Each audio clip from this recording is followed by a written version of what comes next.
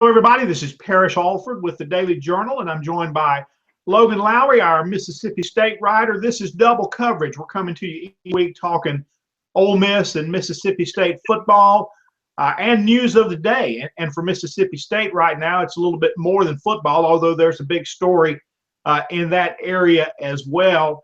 And we're going to let Logan Lowry tell you about that. Logan, man, tell us how your morning's going.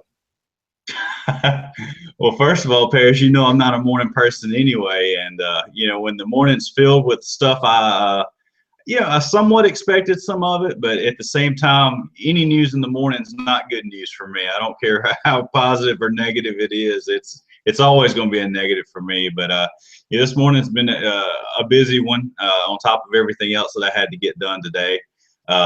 Butch Thompson, it hasn't been made official yet on Auburn's end, but Butch Thompson looks like to be headed to Auburn as the new baseball coach there. Of course, he's been Mississippi State's pitching coach and assistant head coach here since John Cohen arrived in 2009. So he's been here for a long time. He's been right there with John Cohen, even had to coach a few games for John Cohen, who would get tossed, especially early on in his career. He would get the old heave-ho, and Butch would have to finish out the game as the head coach. And we talked to John Cohen last night at the baseball scrimmage, and Butch Thompson was there.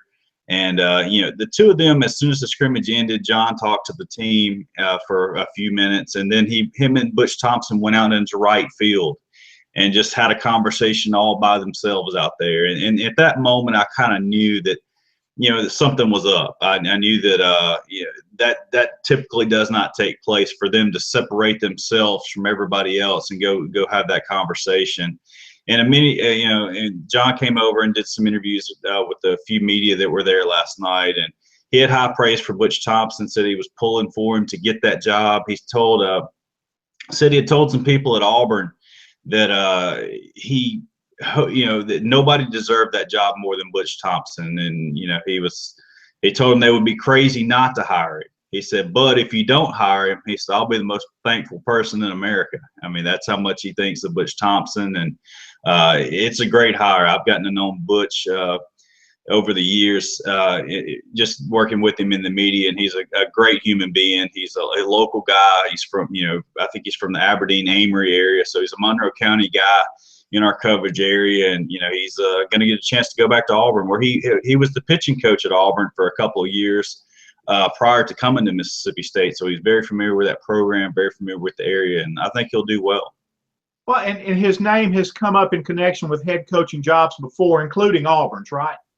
Absolutely. He was in contention the first time that job came open a few years ago when Sonny Galloway got it, and he was 2 years ago, he was the assistant coach of the year nationally. So, he's one of the most respected pitching coaches, pitching minds in all of college baseball. And it's kind of surprising he hasn't become a head coach at this point. But I think he was really comfortable here at Mississippi State in his role here, close to home. And, it would have taken a great opportunity for him to take that next step. But, John Cohen backed him last night, talked about, nobody deserved it more than him. And it was really the best thing for his career to become a head coach at this point. So John Cohen was actually proud that his last two pitching coaches are now coaches in the SEC, with Gary Henderson there at Kentucky filling in when Cohen left. So, he was pretty proud that some of his assistant coaches are becoming head coaches. And then you look at, the coach down there at Northwestern State is a former Mississippi State. Exactly, Lane Burroughs. Name slipped my mind. I got so many names going through my head right now, Parrish.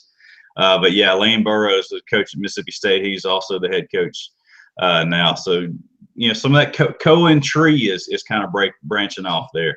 Yeah, I covered Lane Burroughs as a high school player at West Lauderdale before I moved to Tupelo. Two questions for you, Logan, on the Butch Thompson to Auburn thing. One, it's not a nice breakup between Auburn and Sonny Galloway. There might be some litigation involved, and I'm wondering if any of that was mentioned, and if Butch could find his way inadvertently into something like that. And two, what does John Cohen do for a quick replacement as pitching coach? Well, the first question, I have no idea. Obviously we haven't talked to Butch during this whole deal of these few weeks. His name's been kind of linked to that job.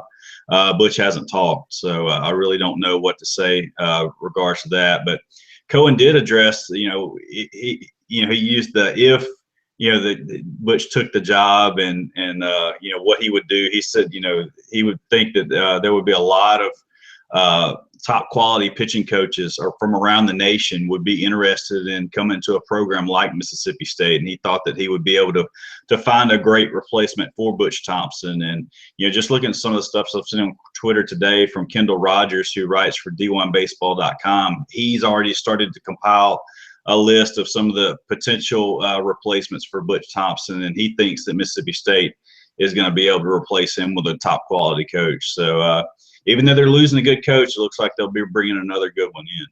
Yeah, it's an odd time of year for baseball personnel news. Hey, folks, we're going to move on to some football. Before we get there, I want to remind you that this is also available for you in a podcast wherever you go to search for your podcast, search for Double Coverage, and also look for The Memo. That's another Daily Journal production, a news production, 3 times a week with Brad Locke and Derek Russell on current events and news of the day in Northeast Mississippi. So those 2 podcasts available for you wherever you find your listening preferences there. So go and search for those. Football, another big story coming out of Mississippi State today. Logan's going to tell us about some injury news, and then we're going to hear about Ole Miss, who has more than its share of injuries as well. Logan, what do you have? Well, it appears that Mississippi State's probably their top defensive player, Will Redmond, a cornerback who's projected as a first-round draft pick in next year's draft. And, I think at one point Todd McShay and Mel Kiper Jr. had him as the top senior cornerback in the country. Will Redmond appears to have torn his ACL and will be done for the year. Won't know for sure on that until Saturday. I've talked to some people over at Mississippi State. They can't confirm it. Kind of what their policy is they'll tell us right before kickoff who's going to be out and, who's dressed, who's not, that type of thing. And, we won't know for sure until Saturday, but, all indications are that Mississippi State will be playing without his top cornerback for the rest of the year. Well, Logan, would you like us to send Brad Locke down there to ask Dan Mullen the injury question? That worked out well when Brad was on the beat. Right. Well, he's actually pretty good about injuries than he was back in the past. He was kind of confrontational those first few years about injuries. And he's still not great about talking about them, but if they're season ending, he'll come out and tell us. He told us earlier in the week about Des Harris. He weren't forthcoming. You had to ask him about Des Harris, but the sophomore linebacker tore his ACL for the 3rd time in his career, and he's also done for the year. So we found out about that on Monday, and he's a backup linebacker, so that shifts some few things around in their linebacker core as well. Well, I tell you what, those projected first-round draft picks in Mississippi are falling like flies at both places now. Tony Connor went down for Ole Miss after the Alabama game with the torn meniscus and still is not back. So it was a pretty good tear. We don't know when Tony Connor might be back, and Hugh Freeze hasn't ruled out that he could be gone for the year. Just don't know the status of Tony Connor. And a huge loss for Ole Miss, and that has certainly shown up with the Rebels defensively. Since that time, C.J. Johnson at linebacker sustained the same injury, torn meniscus, has had the surgery, and will be back this week. He looked really good earlier this week, flying around at practice and doing some good things there. I don't know how many plays Johnson might be able to play, but certainly he'll be able to get back and help provide some leadership. Ole Miss earlier this week had a long list of players who would enter concussion protocol, starting with defensive tackle Robert Kimdichie. Now, it's still not sure, it's not certain that Kimdichie will be back for the Texas A&M game Saturday. The last we heard was from Hugh Freeze on Wednesday night when he said that Robert Kimdichie still had 1 round of tests to go on Thursday. So today, this morning, there would be more testing for Robert Kimdichie, and probably he'll play. Probably, if he comes through that round of testing, okay, he'll play. The way these things work with concussions now is you go through a series of tests. It's more than just one. There's a baseline score that each player has after an evaluation before the season, and they have to meet tests, have to satisfactorily pass tests based on that baseline score. So it's a little bit different for each player. Safety Trey Elston, another defensive starter who also entered concussion protocol this week, has been cleared and will be available for Texas A&M. Will Gleason, Logan, the punter, gets into a concussion protocol. Man, that's got to be like a badge of honor. How many times do you see the punters with concussions? But he'll be available as well. So that's kind of the injury roundup for Ole Miss. They're getting a little healthier on the offensive line. Obviously, the big news last week was that Laramie Tunsil would be available this week. That completes a 7-game suspension for another projected first-round draft pick. You mentioned Todd McShay and Mel Kiper earlier. Those two guys back in early September both had Tunsil off the board next spring in the first 5 picks. Kiper had it at number 2 and McShay at number 5. We had discussions with Laramie Tunsil in one of his rare interview appearances last spring, and we talked about the possibility of him as the overall number 1 pick in the 2016 draft. I mean, that's certainly something that's out there. It was a possibility that he didn't back away from. He kind of liked talking about it. He said that was a goal. I think it's a realistic goal. We don't know how the 7-game suspension might have affected his draft stock, but really, I think these NFL executives, they look at Laramie Tunsil and they know what they've seen a lot. They like what they've seen. They like the size and athleticism and footwork. So Tunsil is back this week, and we'll see how that affects Ole Miss in the run game. We'll talk about some more of those matchups here in just a second. Logan State's got an SEC game at home as well against Kentucky. What do you see with the Bulldogs and Kentucky this week? Well, the first thing, I got to finish the long list of injuries that Mississippi State has. Obviously, they've got some more players that they're questionable for this week. Dan Mullen said he expected everybody to play on Wednesday's SEC teleconference. That would include some guys that did not play last week. Ashton Shumpert, Mississippi State starting tailback, sat out of the Louisiana Tech game with a back injury. He's expected back to play.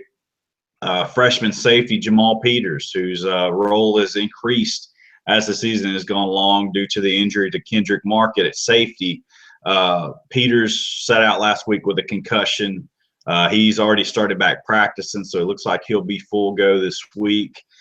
Joe Morrow and Gabe Miles have missed. They've been out since the Texas A&M game. Both of those guys got hurt in that game. They're closer to being ready to play. They're actually, Dan Mullen said, talking with the trainers, they were ahead of schedule as far as their rehab. And those probably are the two guys that, were probably still questionable, I would say. Joe Morrow's got a shoulder issue. Gabe Miles is his left ankle. And then Gus Wally, who had missed 2 previous games with the hand injury, came back, played against Louisiana Tech, took 2 hard hits that jarred the ball loose. One of those would have been a touchdown. Mississippi State, would have had a touchdown, had to settle for a field goal there in the first half. Wally leaves that game after those 2 hard hits. That second one in the end zone that jarred the ball loose was his final play. He didn't play again in that ball game. And then I guess that's a rule of this, not to have your phone on. But you're in demand, Logan. You're in demand, man. People want to talk to you. That's probably somebody. It's actually Paul Jones from Bulldogs 24/7 calling me. Anyway, to finish out the long list, Fred Ross left the the Louisiana Tech game early on in that first quarter. He's Mississippi State's leading receiver. It looks like he will be back as well. So, Mississippi State's got a lot of injuries. Obviously the biggest being the Will Redmond injury that we talked about earlier. And they're going to have to play against Kentucky. It's a team that Mississippi State has won the last 6 games over since Dan Mullen arrived. He's never lost to Kentucky as either a head coach or an assistant coach. So, but they've all been close games. In those 6 games since Dan Mullen arrived, margin of victory has only been 9.8 points, and the biggest was last year. I think it was 45-31. Mississippi State won up in Lexington last year, and that was the biggest margin of victory that they've had. So Patrick Towles played like an all SEC caliber quarterback, probably his best game against Mississippi State a year ago. And with Will Redmond not being able to suit up this week, that's going to be some added pressure for Mississippi State secondary. Well, I'll tell you what, looking at Ole Miss and Texas A&M, both of these teams trying to distance themselves from disappointing losses last week. Texas A&M losing at home to Alabama. 3 interceptions returned for touchdowns by the Crimson Tide off A&M quarterback Kyle Allen. And the game was only decided by 18 points. So obviously, those were huge plays in the game. Allen also took a hit on his shoulder, but he's expected to play in this game. Says he's really excited about it. Says his parents are very excited about a game at Ole Miss and tailgating on campus there. Some interesting comments from Kyle Allen. Ole Miss, of course, trying to get past the loss at Memphis. Look, Ole Miss really hasn't played well since the Alabama game. This really hasn't been the same team that the nation saw upset Alabama back in week 3. Since then, the Rebels struggled the next week, but got by Vanderbilt late in that game. Now, they've had a big blowout win against New Mexico State. They were handled at Florida 38-10. Redshirt freshman quarterback Will Grier, like 23 for 27. And then at Memphis, that secondary was exposed again. Grier hurt the Rebels in Florida with underneath passing, a lot of crossing patterns. And Paxton Lynch at Memphis just did his thing. And that deep out route was consistently open. And the Rebels are having trouble in the secondary right now. And earlier this week, cornerback Tony Bridges took a lot of responsibility for that. Obviously, the cornerbacks come into play on those deep out routes. And Bridges, a first-year starter coming in from junior college, needs to improve, but he certainly is not the only issue there in the secondary. Dave Womack, the defensive coordinator, spoke with us earlier in the week and talked about things just not being played, schemes not being played correctly in the secondary. Maybe they've made some improvement there this week, but that's a big concern for Ole Miss going into this game, pass defense against Kyle Allen. The other side of the ball, we talked about Tunsil coming back. Ole Miss really threw the ball a lot more against Memphis than people realize. Hugh Freeze is getting a lot of criticism lately for his run-pass ratio. Ole Miss has not been a very good run team, and I see A&M as a run defense, Logan, that's ranked number 97 in the country, and you would think that would be an advantage for whoever the Aggies would play, but I just don't see Ole Miss having enough production in the run game to consistently run on a quality defense right now, on an SEC defense, let me say that. Maybe that matchup favors Ole Miss, we'll see. They're going to be more settled on the offensive line with the 2 tackles they thought would begin the year in Laramie Tunsil on the left and Fawn Cooper on the right. But the big thing Ole Miss has to do is protect Chad Kelly, and Laramie Tunsil is going to have a great challenge right out of the gate with Myles Garrett, the SEC sack leader. But that's how Ole Miss is going to move the ball in this game. They've got to get Kelly rolling, get their receivers, a deep and talented group, get them involved, and move the ball that way against Texas A&M. And again, Ole Miss threw the ball a lot more against Memphis. They ran the ball only 33% of the time, but the running plays were so extremely visible. They were high-profile plays because, Logan, in 5 plays of 3rd or 4th down and 1 yard or less to move the chains, Ole Miss ran the ball 100% of the time in those plays 5 times and could move the chains only once. So 1 out of 5 times they were successful in 3rd and 1 or 4th and 1.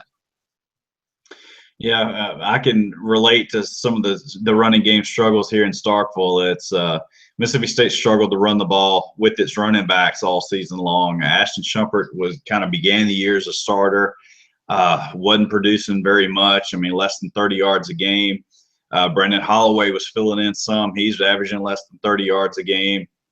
And then they've got a couple of redshirt freshmen, and Aris Williams and Dontavian Lee, who've played well at spurts, but have also fumbled the ball in some key situations as well. So you really can't see those guys moving into a starter's role. And they've talked about some of the things that those two redshirt freshmen are doing away from the football, pass protection, catching the ball out of the backfield, those types of things. They're just not comfortable, 100% comfortable with handing them the full load of running back. Obviously, Ashton Shumpert is your best bet to protect Dak Prescott, and that appears to be what Mississippi State's focus is right now, is keeping Dak Prescott healthy. He hasn't thrown an interception all year. He's thrown the ball pretty well. He's leaving a few passes high, but this has been his best passing season thus far. Mississippi State's deep at receiver. You saw that last weekend when you had I think 4 to 5 receivers were out of that ball game, and Mississippi State were still had enough receivers to finish that game and still produce in the passing game. So Mississippi State's deep at the receiver position, and Dak Prescott's having his best passing year. So Mississippi State's getting the job done passing, but it would sure help that passing game a whole lot if they can get the running game going with the running backs, and that would also open up things for Dak Prescott running the ball, who's really not running the ball with the same effectiveness that he did a year ago. And I think that's mainly due because teams are keying in on him. They don't have to really worry about a running back breaking free like they did with Josh Robinson a year ago. So Mississippi State needs to get those running backs going, see if they can get that running game going, because in the past against Kentucky, that's how they've gotten those jobs done. We talked about how close those games have been in the past few years. You look back and see what Anthony Dixon did, breaking the single game school rushing record against Kentucky during Dan Mullen's first year. You look at Josh Robinson, I think he had 198 yards against the Wildcats on the ground last year. And, it just seems like Mississippi State's been able to keep the chains moving, keep that clock moving, and keep Kentucky's offense off the field. Well, one more note before we leave you folks. From an Ole Miss perspective, looks like a little bit of off the field news with the Rebels and T. Shepard. A couple of weeks ago, Hugh Freeze announced that T. Shepard had decided to leave the program. Freeze went on to describe some problems that the staff was having, that T. Shepard was having on the field with communication. Now, from that, it looked like he was going to be a part of a cornerback rotation, but he really wasn't getting on the field much. He had a discussion with the coaching staff after the Florida game.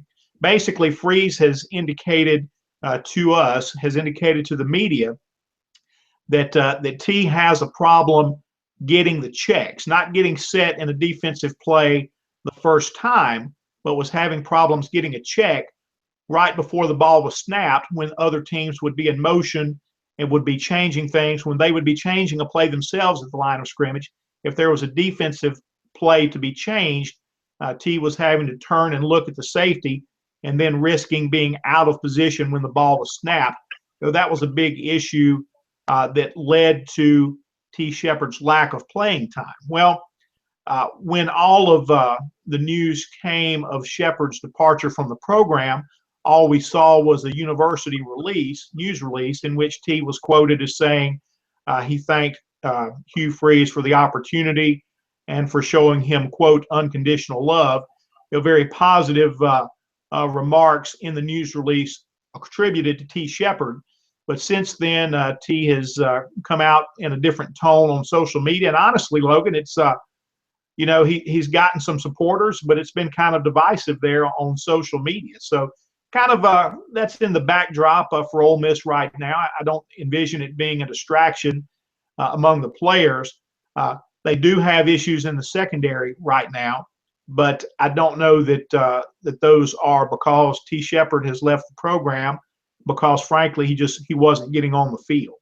But that is a bit of off the field drama around Ole Miss right now. Hey folks, we thank you for being with us today for Double Coverage. Remember, you can find this where you look for your podcasts in your smartphone, and also be sure to search for The Memo, the Daily Journal News podcast with Brad Locke and Derek Russell. Thank you for being with us.